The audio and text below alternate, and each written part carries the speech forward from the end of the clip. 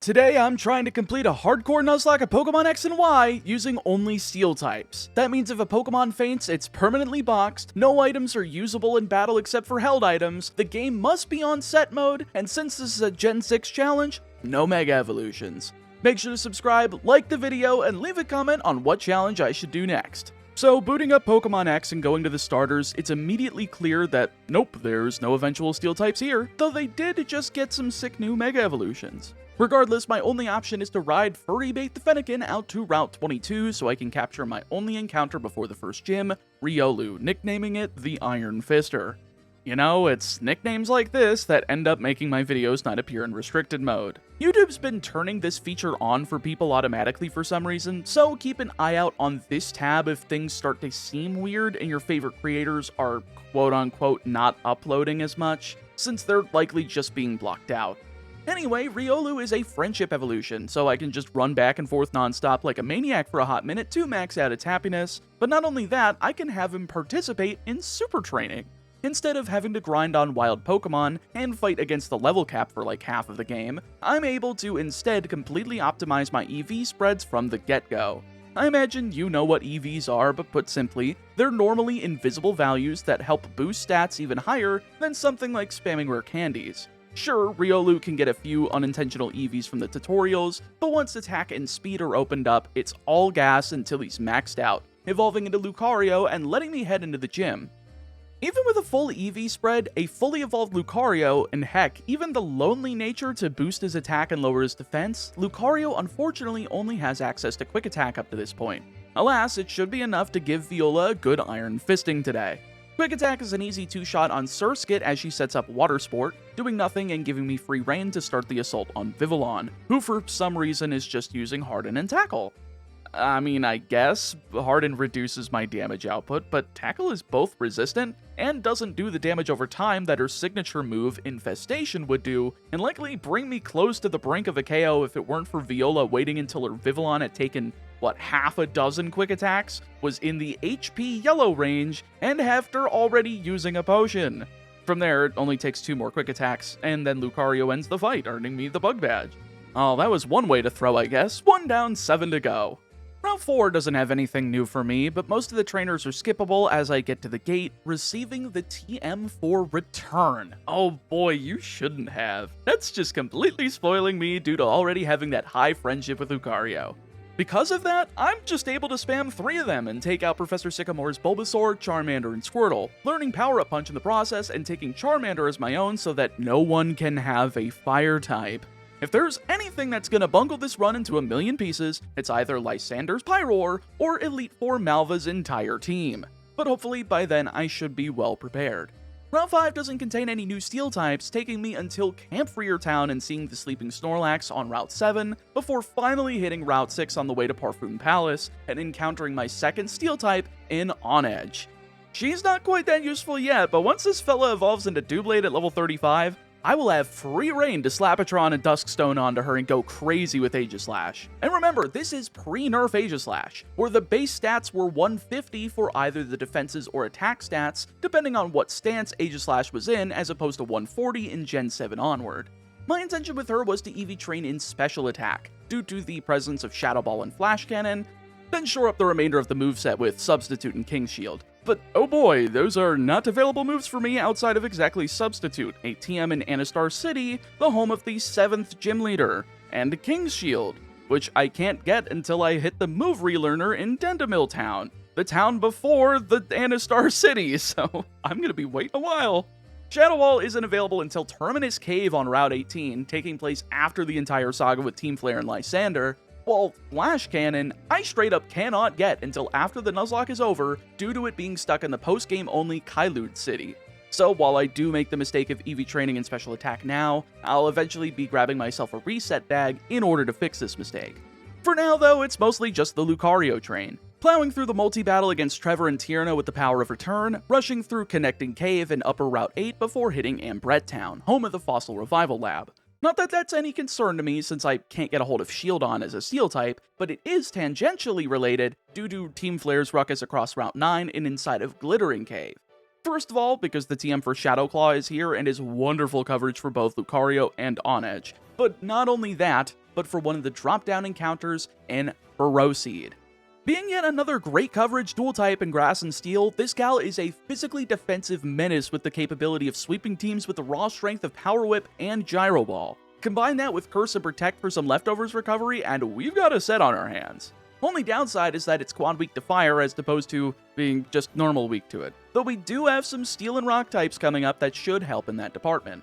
I nickname her Ferocide, since I figure that's what the name is trying to imply. I mean, Ferocious Seed, Ferocious Thorn for the evolution.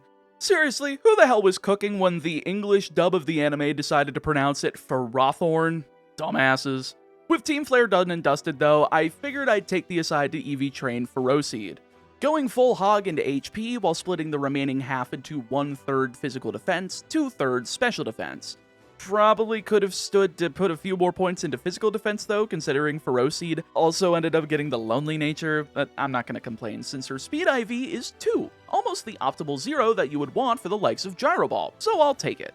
Hey, are you enjoying the video? I just want to take a quick aside and say if you like to support me making videos like this, do consider becoming a channel member. YouTube's been really finicky lately with viewership and ad rates and all of those things you don't tend to think about when you're just watching people do funny stuff on the internet, but it has been affecting so many creators that I know, including myself. So if you have like $2 or $3 and want to toss your support my way because you enjoy the content, it would be so very much appreciated by this point. You have no idea.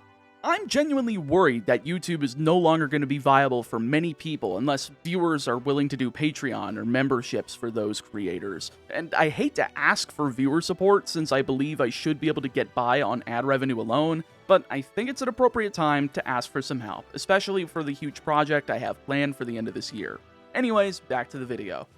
Upon returning to Ambret Town, I'm given access to the lower part of Route 8, but not before stopping by this fine fisherman for his old rod. Not to suck him off, but rather to reel in a love disc exclusively for a trade for Steelix over in the next town, Salage City.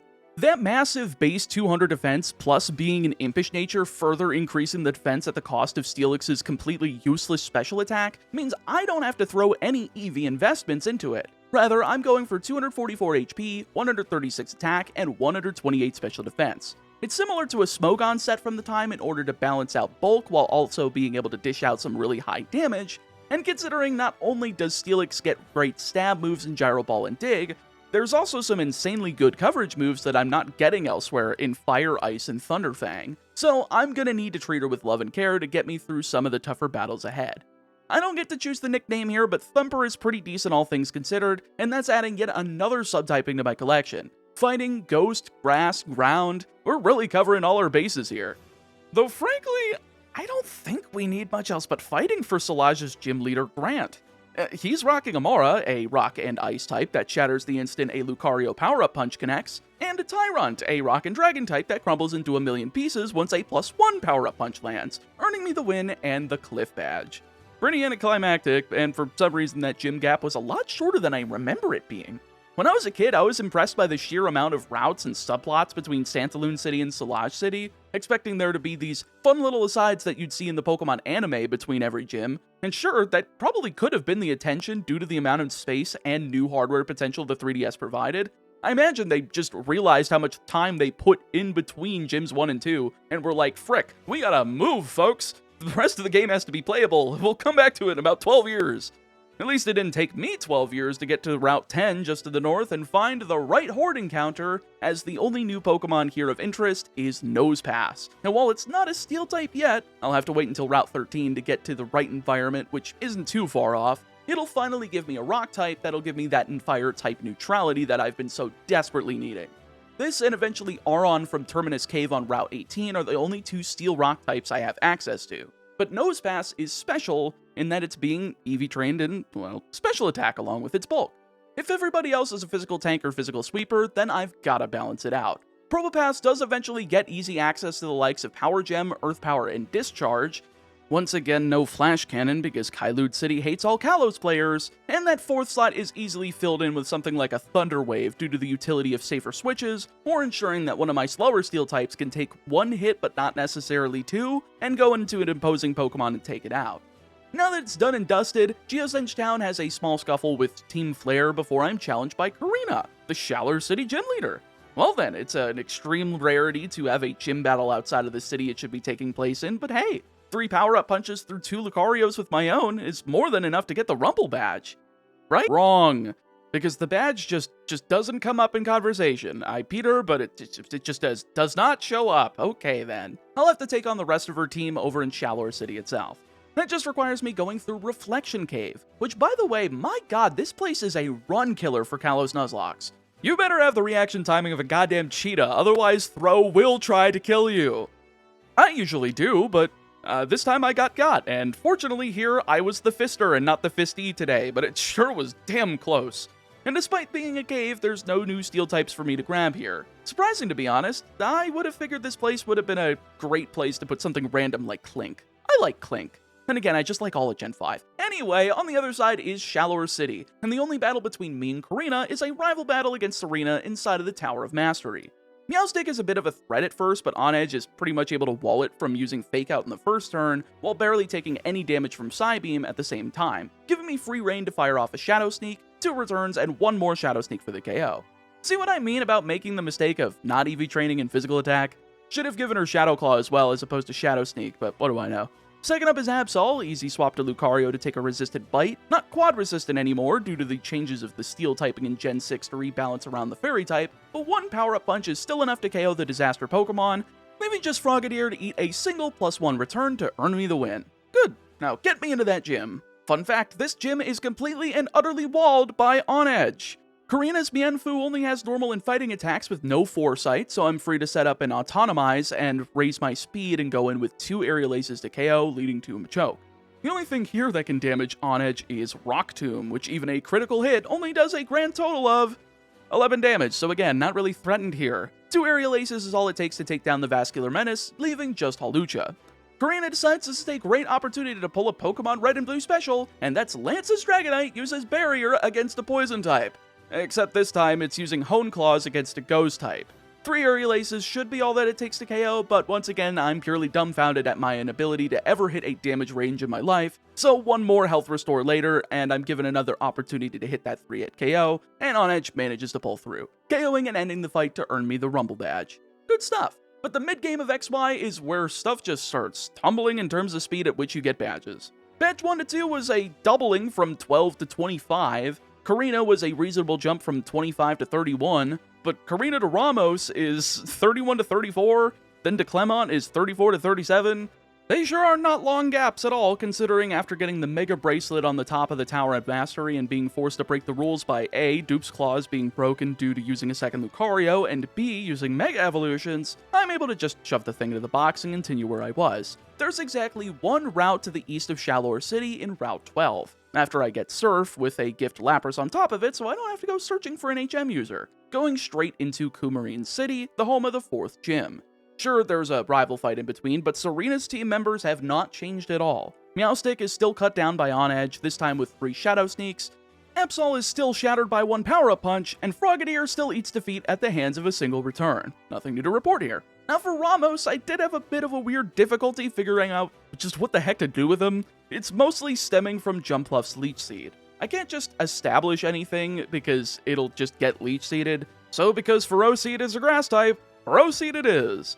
Now what would have been smart is grabbing the set of leftovers that was just sitting there behind a cut tree on Route 12, but I completely forgot those existed. Instead, I kinda just let Ferroseed get wailed on by 3 uses of acrobatics from Jumpluff, letting Iron Barbs do its thing as I set up 3 curses. Should be enough from here. 1 Gyro Ball ends Jumpluff, while Go-Goat ends up taking a bit of damage from Iron Barbs and recoil from Takedown, wasting Ramos's Hyper Potion.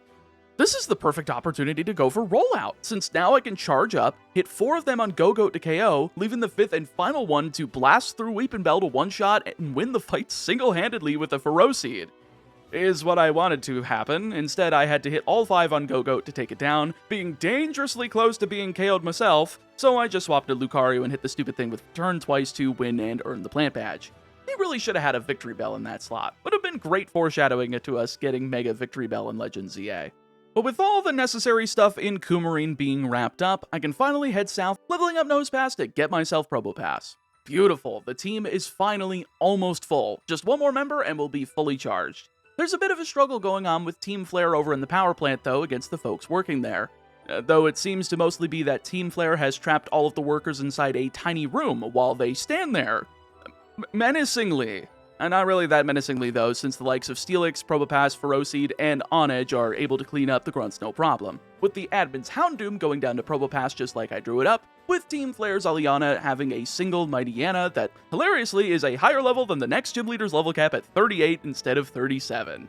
Fortunately, Intimidate does nothing as Probopass is able to barrage it with power gems until it goes down, opening the way to Prism Tower in Lumio City for my battle against Clemont.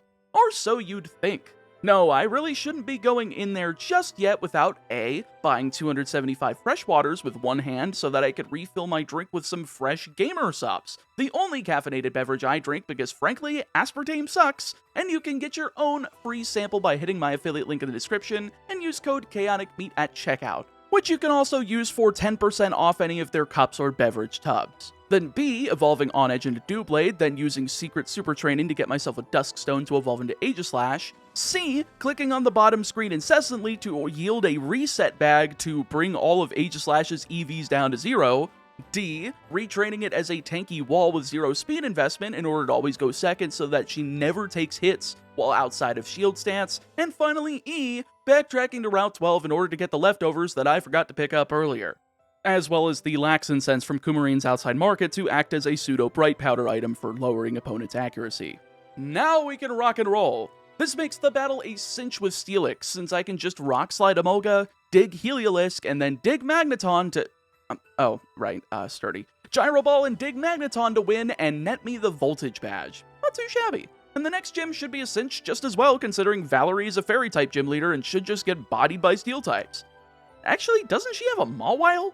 Shouldn't I have access to it as well? Oh yeah, it was in Glittering Cave where I got Ferroseed. So I just went for the encounter that I thought was more useful. But turns out that I could have gotten Mawile in Glittering Cave, avoiding those potential drop-down spots where Ferroseed could have spawned, then grabbed it from the drop-down shadows in Reflection Cave, where I was like, you know, they should have put a Steel-type in here like Clink. Well, they did, and you were too dumb to notice that they were in there instead. Oh well, guess we're going without Mawile. If I lose this attempt, I'll at least know for next time. Speaking of, it doesn't take too long to get there. It's literally the same as going from Korrina to Ramos. One route, rival fight with no new Pokemon for a third time, with the exception of Frogadier finally evolving into Greninja, but this battle actually ends up being a struggle compared to previously. See, I didn't realize that immediately going into Route 14 was gonna trigger the battle against Serena, so I'm leading Steelix on accident. But given that Meowstic is just gonna go for Fake Out this turn, that's not really a problem. Instead, I can just swap into Aegislash and Shadow Claw it on turn 2 as she sets up Light Screen to KO and lead to Absol. Unfortunately for me, until I hit Dendemil Town, Aegislash cannot swap back into Shield Stance without swapping out, since Protect doesn't have the same properties as King's Shield does, complete with Absol setting up Sword Stance on that turn. Oh boy, should have swapped when I had the chance. Thankfully, Lucario resists Slash, Quick Attack, and Bite, but I'm a moron and accidentally clicked Dig instead of Power Up Punch. Well, shoot. Okay, well, Steelix should be able to finish off Absol, unless it gets double flinched into a crit bite to bring its HP down to red. Yep, that's okay. I guess Probopass, please do your thing. Crit plus 2 bite still only does 12 damage to Probopass, so looks like that was the right move. Using Power Gem to barrage Absol to 0, leaving just Greninja. And while you'd think it's a threat to stay in on a water type, Water Shuriken is physical, so I don't anticipate Probopass to really be in danger at all. Instead, it's a good opportunity to set up Thunder Wave and Sandstorm, taking about half damage in the process before landing one solid Power Gem, missing the damage range, but not by enough where Sandstorm couldn't finish the job, winning me the most stressful of rival battles so far. The rest of Route 14 is uneventful though, so it's just straight shot to Lavera City's gym, a replica of Sabrina's puzzle in Kanto, complete with every trainer being dodgeable. I'd love to say this put up more of a challenge, but really it was just an instance of hitting 2 power-up punches on Mawile, KOing it with no real challenge since it had the Hyper Cutter ability rather than Intimidate to prevent this strategy from getting off the ground nearly as fast, then one-shotting Mr. Mime with Return, and nearly KOing Sylveon with the same, but only managing to bring her into the red. Can't complain though, since Lucario survived a Dazzling Gleam and had her Hyper Potion lock. Essentially meaning if Valerie ever stops using Hyper Potions or Full Restores on Sylveon, I will outspeed and KO after the second attack, without her ever getting the opportunity to attack. Of course, she has to since she's only programmed to have one, so 2 more returns ends the battle, earning me the victory and the Fairy Badge. Sounding awfully basic like the Bug Badge there. It's like saying Olympia's gonna hand me the Psychic Badge instead of something inventive like the kinetic badge or kinesis badge or something like that. Though that's gonna have to wait since there's another wave of Team Flare Grunts to batter my way through. They aren't hard, their variety of Pokemon even this late into the game and are fully evolved actually, do not tend to put up much of a fight, but hey, I did get the Metal Coat in here, so that'll be nice for... God, does anybody have a Steel-type move that I'd rather not have leftovers on? My newly evolved Ferrothorn has Gyro Ball, but it's a Curse Sweeper, and nobody else has anything worth a damn. Seriously, where the heck is Iron Head when you need it? Even the admins aren't a problem in the multi-battle scenario, despite not being able to heal, since I'm just able to swap into Ferrothorn, letting Serena's Pokemon get wailed on, and get up 2 curses before being taunted, and forced to use Gyro Ball on both Liepard and Manectric to end the fight, and get me out of the Pokeball factory. Now then, it's been a while since I've gotten any new encounters, so I think it's about time I go get some new ones. There's 3 all back to back to back, but I've got to be especially particular about these. First up, I've got to skip over Route 15 and not go east into Dendemil Town just yet, instead going south onto Route 16 so I can encounter Klefki. The reason being is that Route 16 doesn't have Pawniard, but Route 15 does, so I can Dupes Claws my way into that. Then finally, the sub-area available from Route 15 is the Lost Hotel, and while that has both Pawniard and Klefki, it also has Magneton as an available wild encounter, so it was necessary to wall out the previous 2 so that all 3 would be obtainable. Might have fumbled the bag with Mawile, but I sure as heck didn't for these 3. Enough about encounters though, just north of Dendemil Town is the Frost Cavern, complete with another Team Flare encounter with their admin Mabel, using a single Houndoom. Why don't they have like 3 Pokemon at this point? As per usual, if it's Fire type, it's a job for Probopass, Power Gem, and we're out of there with a useless Abomasite. Back in the Dendemil Town though, I mentioned earlier that not only does this place have the move reminder, but it also actually has the move deleter to get rid of the likes of Cut from Steelix and Strength from Probopass because I was too lazy to grab HM users, as well as finally letting me get the ideal movesets like for Aegislash, getting King's Shield and Sacred Sword, getting the Elemental Fangs on Steelix, Discharge on Probopass, and a few other corner cases that will really help immensely as I get close to the final showdown with Team Flare. Seriously, those 3 Lysandre fights are going to be so stressful thanks to exactly Pyro's Fire Blast and Gyarados' Earthquake. We're pretty close though, just one more trek through Route 17 and I'm into Anistar City. While I'd like to go take on Olympia straight away, there's a rival fight in front of the gym and Serena's finally added a new Pokemon to her team. Sure, it's still a Meowstic lead that eats a Shadow Claw for dinner from Aegislash to KO, but now there's a Flareon. It's kind of threatening actually, so in order to lower this guy's attack stat, I'm going for King's Shield, seeing a bite that lowers Flareon's attack to -2 before attempting to swap into Probopass, seeing a Lava Plume. Thankfully it only does about 15%, so I'm free to go with Power Gem, nearly KOing with one and finishing the job with the other, leading to Greninja.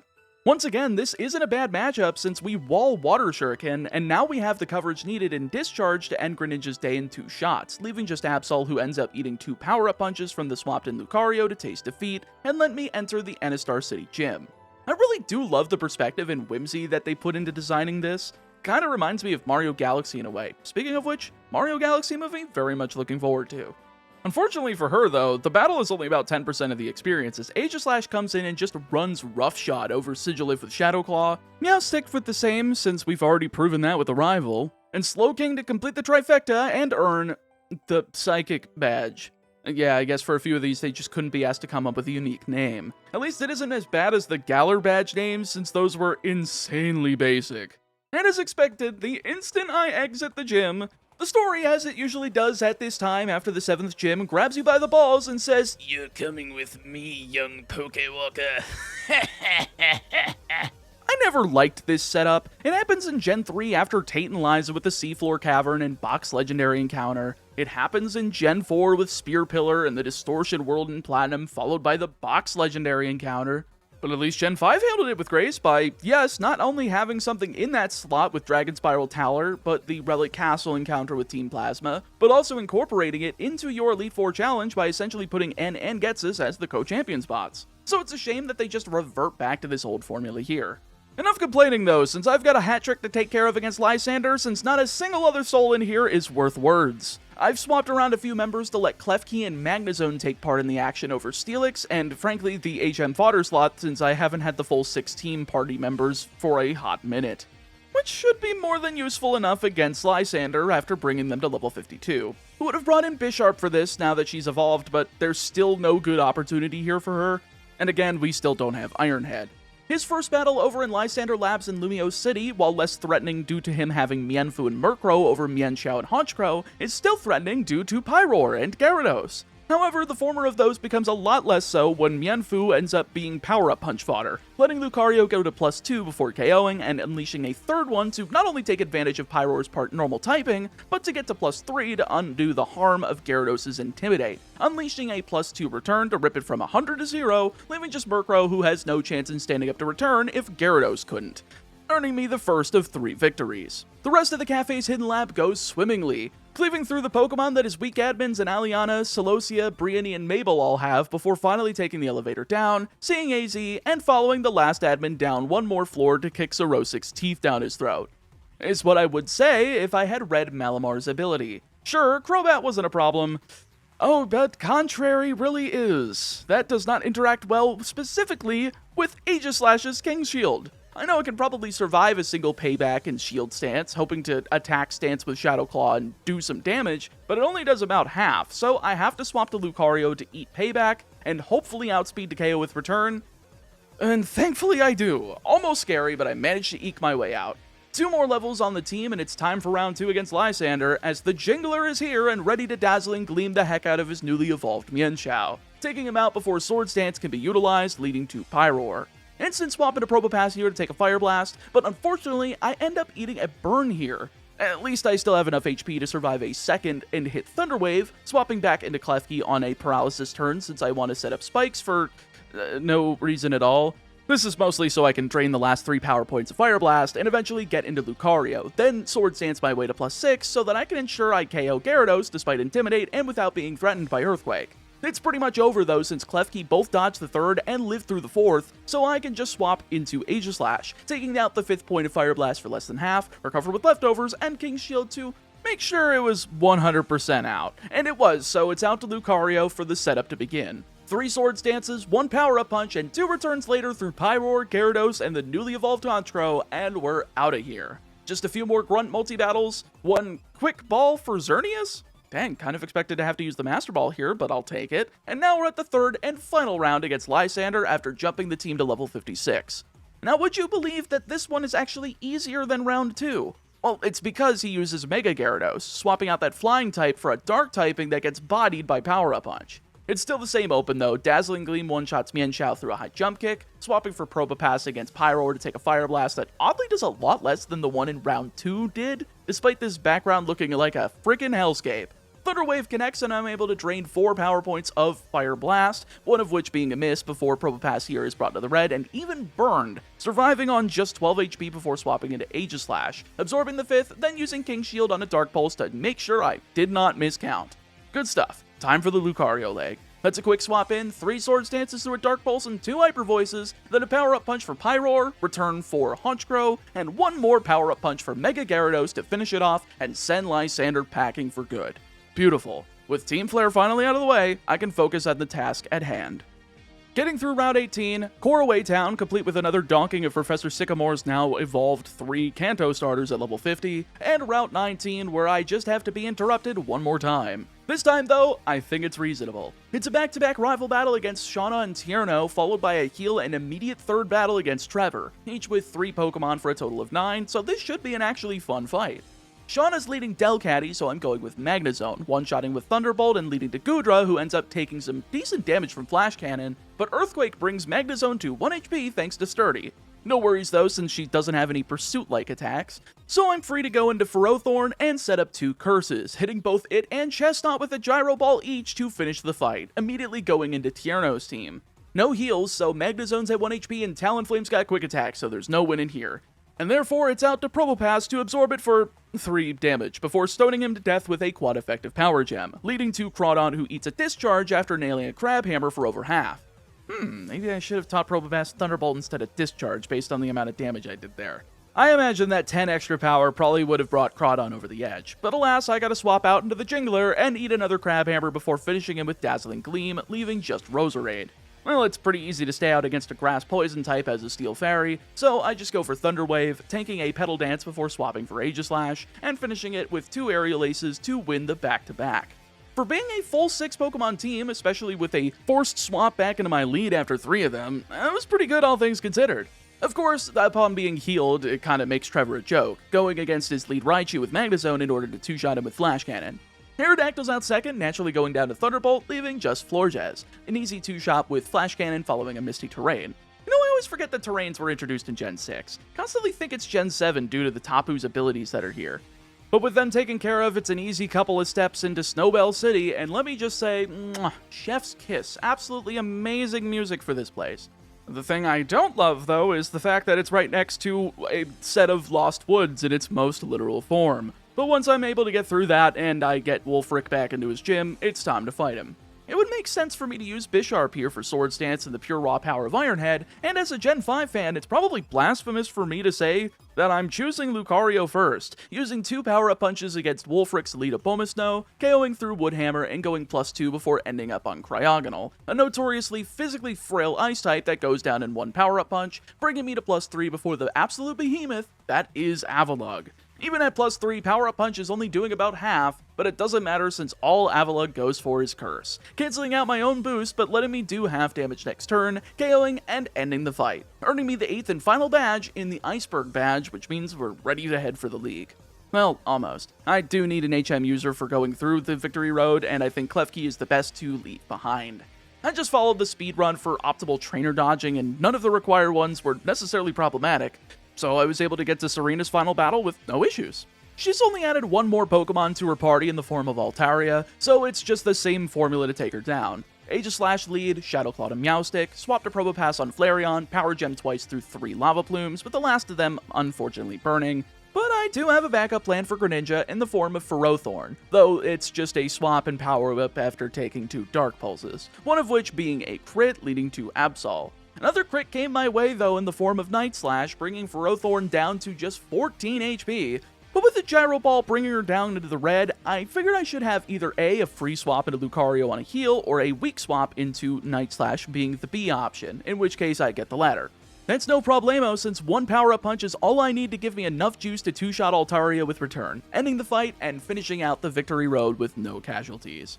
Now for the league team. Klefki, Ferrothorn, Lucario, Aegislash, Probopass, Magnezone. No ifs, ands, or buts. Aggron would have been another good wall for Malva, and probably my 7th choice, but I just cannot justify it with how integral all of these team choices are. Same thing for Scizor. I could have gotten Scyther on Route 21, evolved it with the Metal Coat, but frankly I think having the Metal Coat as a Steel-type move boosting item is probably more important than having a Pokemon that's quad weak to Malva's team.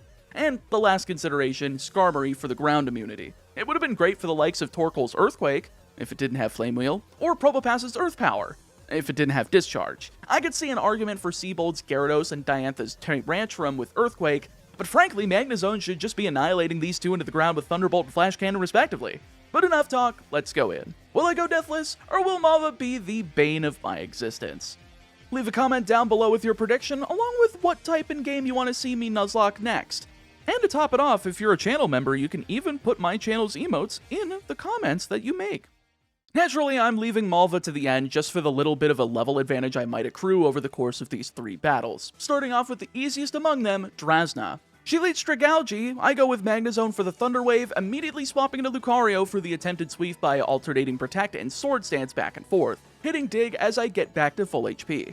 This is integral for Noivern, since Flamethrower would have full-bodied Lucario at any lower HP, but thankfully the AI is very stupid and instead goes for Super Fang, only doing about half damage as return one-shots. Naturally, it's out to Druddigan, so I protect to heal a little as I'm gonna take rough skin damage next turn from return, KOing and undoing my last 2 turns of leftovers health recovery as Altaria comes out last.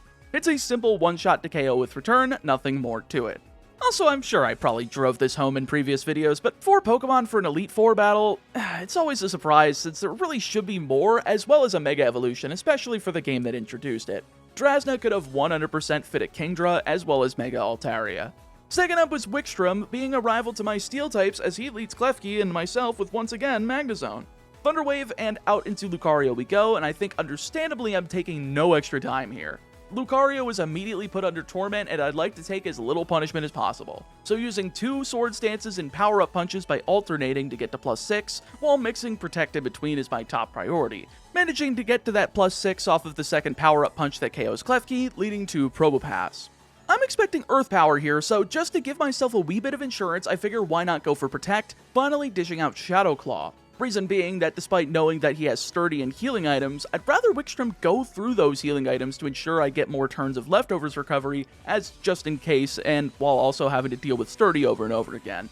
I'm not quite hitting him down to Sturdy with Shadow Claw, but admittedly, this is also because of Torment, and for PowerPoint preservation, since I don't have the most Ethers and Elixirs laying around. Eventually, Probopass goes down to a Shadow Claw, leading to Aegislash. Well, good turn for that, since Protect can stall out a King's Shield turn, protecting Lucario, funnily enough, from going down to +4 attack, and finishing him with Shadow Claw despite being in Shield stance, leaving just Scizor to eat a power-up punch following a Protect to win me the fight. Great stuff. 2 down, 3 to go. Seabolt is next on the chopping block, and frankly, I think it makes sense to try sweeping with Ferrothorn this time around. Admittedly, Clawitzer is not fun to curse against, since Aura Sphere is doing a little under half and is a special attack, but after Klefki gets off a Thunder Wave and 3 layers of spikes, I swap out and manage to get off a curse before dishing out Power Whip, KOing after a Paralysis turn and leading to Barbaracle. Naturally, this is a cross-chop angle, and I imagine this isn't going to do jack all despite that, so I just Protect and curse for the remaining boosts that I'll need to take out Gyarados. The funniest part about this is that due to cross-chop only having 5 power points, I'm just able to protect 3 of them, only take 2, and the AI just doesn't understand how to swap out if I'm setting up.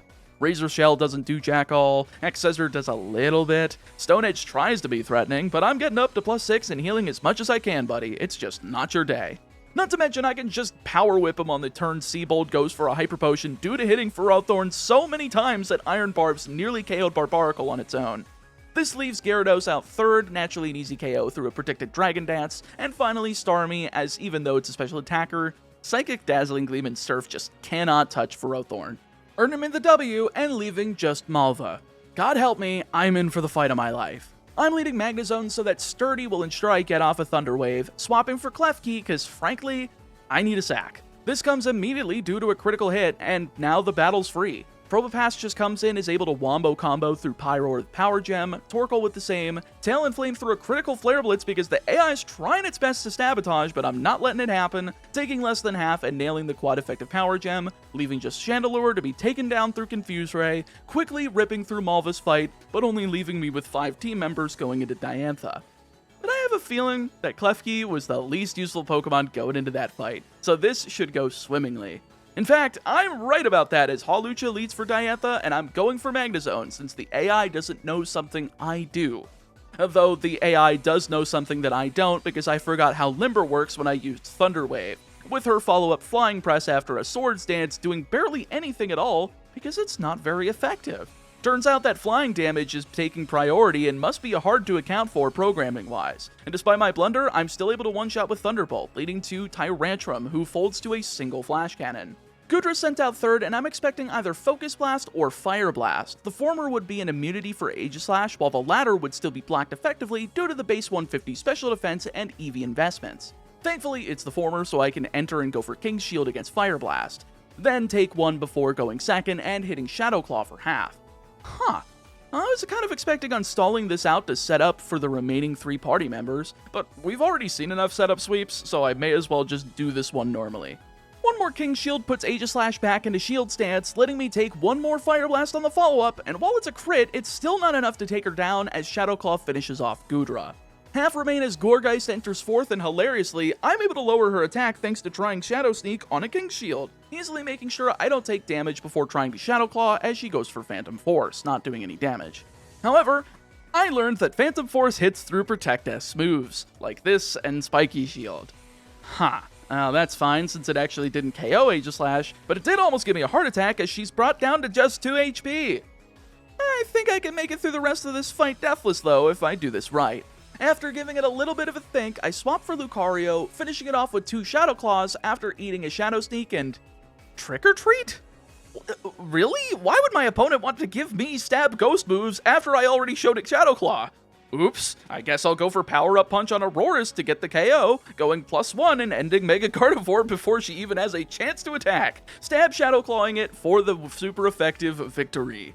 That's gotta be the funniest throw I've ever seen in a champion fight. Ah yes, let me give you the typing that you're attacking me with that does super effective damage against all my other Pokemon that wouldn't normally take stab damage from your Lucario.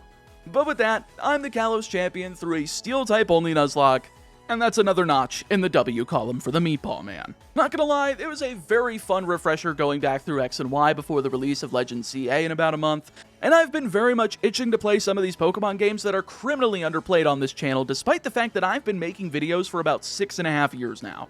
So I hope you folks expect some more Gen 4 to 6 games, maybe even a little bit of Gen 7 and 8 if I'm feeling frisky, since they're not necessarily my favorite, but I might keep testing them to see if there's truly something in them that I enjoy. But with that, thank you folks for watching, stay safe, stay healthy, and I'll see you next time.